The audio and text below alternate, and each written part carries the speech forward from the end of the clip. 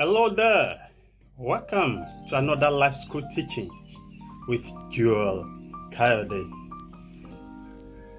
So in this class, let me share with you the importance of embracing your own uniqueness. So this class I have titled, You Are the Real Thee. You are the real thee. So let's discuss that.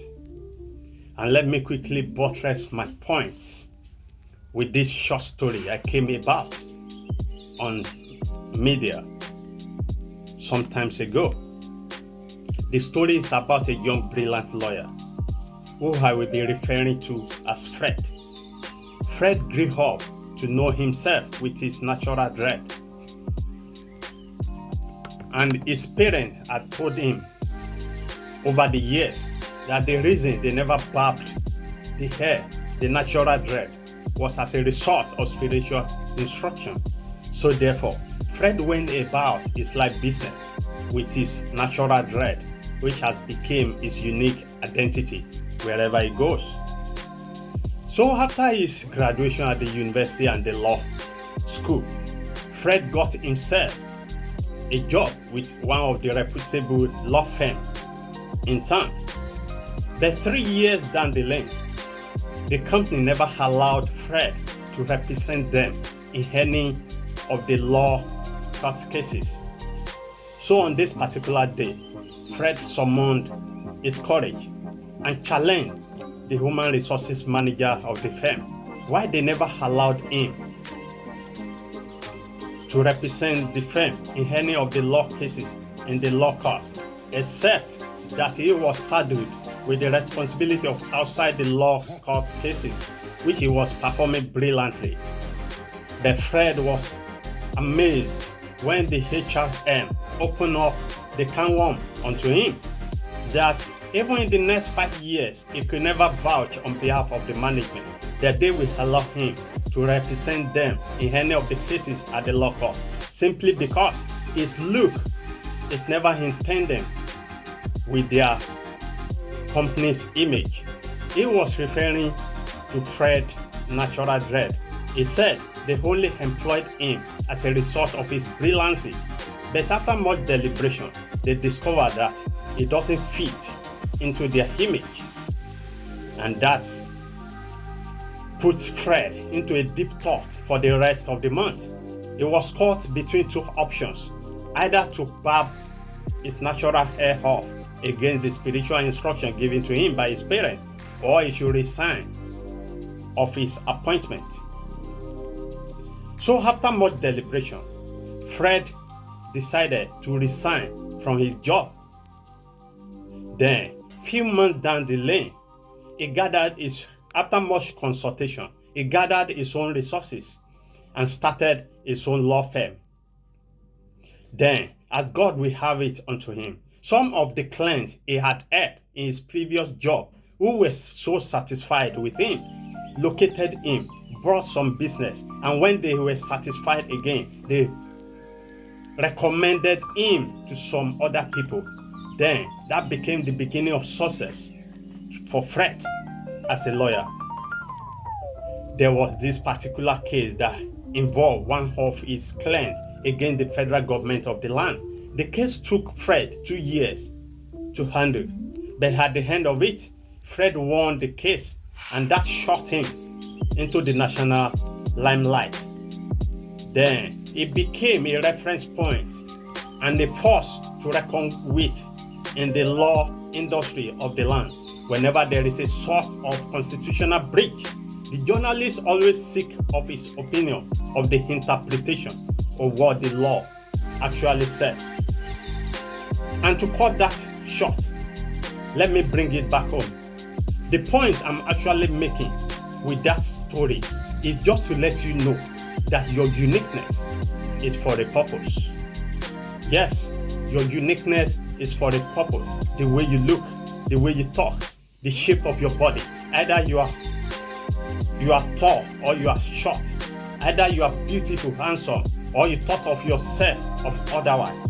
It's all for a purpose. Your uniqueness is for a purpose. The truth I would like you to grab is that no sane manufacturer will ever release a faulted product into the marketplace. That is, whenever you go into the marketplace and discover any faulted product, then you should know that you can never trace it to the manufacturer. Then you can easily trace it either to the cost of transportation from the manufacturer into the marketplace or in the cost of supply chain process. But no same manufacturer will ever release a faulted product into the marketplace. And this simply means that your uniqueness is never a mistake. The reason you are different from that your sibling, your colleague at work, your neighbor in the estate is never a mistake. God never made you as a mistake, but those uniqueness is what made you the real deal. And to be a real deal simply means you are genuine in purpose. You are never an imitation to any other person. So why not then embrace your own uniqueness instead of trying to be someone else so you could be accepted? Dear friend, your uniqueness is simply meant to sponsor your purpose. Take for instance, I know of people who are of small stature, and that has become their gateway to riches and fame in the entertainment industry as of today. So therefore, if people are referring to you as clown, that should never mean an insult to you. It could simply mean that they are pointing you to the path of life in the comedy industry where you ought to be trekking, but you have never been there. That people are calling you a talkative could simply mean that you are a natural fashioned teacher, a potential lawyer or journalist, or every other industry that required thinking.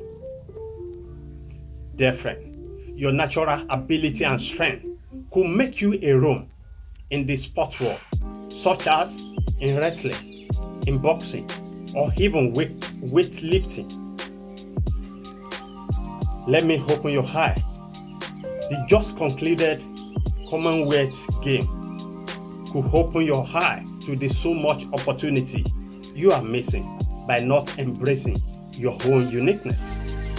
So therefore, the core of today's teaching simply means that your natural ability, your talent and your gift, both physical and mental ability, are never a mistake, but they are meant to sponsor your unique purpose.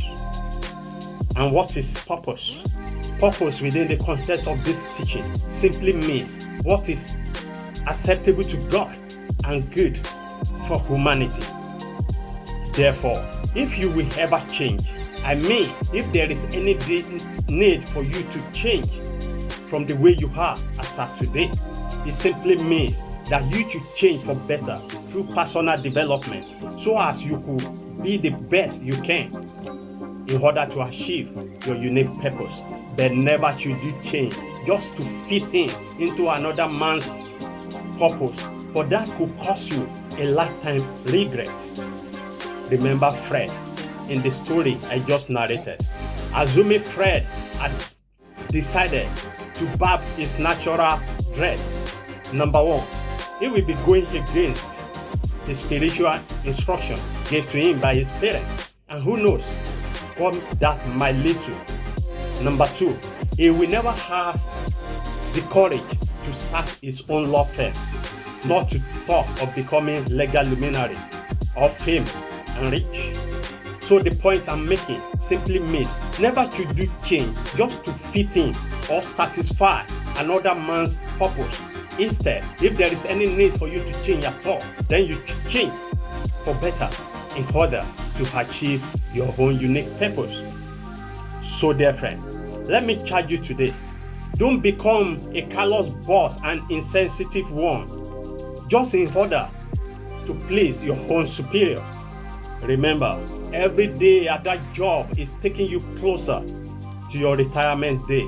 And who knows, you might also be in need of the help of those you are callously dealt with in the nearest future. For you as a businessman and woman, don't become another wicked businessman as such who sell chalk as drug. Remember, like I said, purpose is all about what is acceptable to God and good for humanity. Maybe you as a politician, there is no need for you to join the bandwagon of wicked politicians who will do anything just to acquire the latest SUV, even at the detriment of the electorates who are dying simply because the hospitals were not being equipped with the latest equipment that could save their ailment. Dear friend, remember the word of the scripture that says, do not conform to this world. That could simply mean do not try to become like somebody else, but that's instead you should embrace your own uniqueness. For your uniqueness are those things that make you the real deal. And to be a real deal simply means you are genuine in your purpose. You are not a mistake. You are never an imitation to any other person.